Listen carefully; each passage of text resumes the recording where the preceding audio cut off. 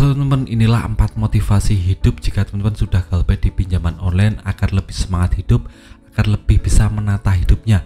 Ini dari pengalaman saya sendiri, jadi mohon simak video sampai habis. Nah, yang pertama-tama, jika teman-teman sudah melakukan gagal bayar di pinjaman online, itu artinya ekonomi teman-teman sedang tidak baik-baik saja, sedang terpuruk. Jadi teman-teman harus tahu tentang ini. Nah, yang pertama teman-teman harus yang namanya tidak terlalu memikirkan tagihan pinjaman online ini terlalu dalam. Nah, jika ekonomi teman-teman sedang terpuruk, ya sudah digalbaikan saja sekarang, tidak apa-apa. Stop menambah utang lagi dan jangan terlalu memikirkan pinjaman online ini atau tagihan ini terlalu dalam. Karena kalau teman-teman memikirkan terus pinjaman online ini tidak akan lunas jadinya teman-teman hidupnya akan terbebani, pikirannya akan ruwet dan akan jelimet dan tidak bisa fokus pada sesuatu hal. Nah, ini bisa menjadikan teman-teman stres dan frustasi. Jadi mohon jangan memikirkan ini terlalu dalam. Isilah pikiran teman-teman dengan pikiran yang positif. Saya besok akan bisa membayar, saya akan bisa melunasi tagihan, seperti itu. Jadi motivasi diri itu sangat penting. Jadi umpamanya teman-teman sudah galbay itu, jadikan motivasi untuk bisa lebih semangat dalam hidupnya. Saya harus bekerja keras untuk dapat uang banyak untuk bisa melunasi.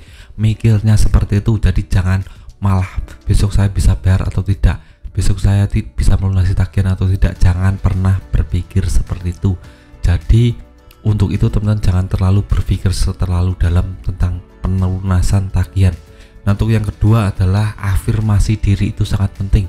Nah, tiap bangun pagi atau malah mau tidur, teman-teman harus afirmasi diri, bilang pada diri sendiri bahwa teman-teman kuat, teman-teman siap mentalnya, teman-teman bisa untuk melunasi tagihan di kemudian hari. Jadi untuk afirmasi ini sangat penting sekali. Ini akan membuka jalan. Kalau kita sudah yakin pada kemampuan diri kita, maka alam dan Tuhan akan bisa memberikan jalan untuk melunasi tagihan kita. Jadi afirmasi diri sangat penting. Keyakinan untuk melunasi tagihan ini sangat penting sekali. Saya yakin akan melunasi tagihan. Teman-teman harus tanamkan ini di mindset teman-teman. Karena kalau sudah seperti itu, maka akan dibuatkan jalan oleh Tuhan untuk dapat rezeki yang banyak untuk melunasi tagihan. Ini sangat penting sekali. Nah, untuk yang ketiga adalah berdoa kepada Allah dan sodako. Untuk berdoa kepada Allah ini beda agama, beda cara ya teman. Jadi saya persilahkan buat teman-teman yang agamanya Islam bisa untuk sholat, tahajud atau yang lainnya yang jelas mendekatkan ke diri kepada Allah, pasrah kepada Allah. Untuk agama lain juga terserah menurut agama masing-masing. Dan sodako ini juga sangat penting sekali karena ini membentuk atau bisa meringankan beban kita. Karena kalau kita sodako itu mindsetnya kita punya uang yang banyak dan membantu orang lain, itu sangat berpengaruh sekali kepada rezeki kita.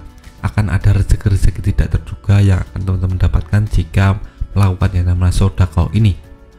Entah itu kepada ibu teman-teman atau saudara teman-teman atau orang-orang di pinggir jalan yang tidak punya, itu wajib teman-teman lakukan agar nanti ke depan akan ada timbal balik dari alam dan Tuhan.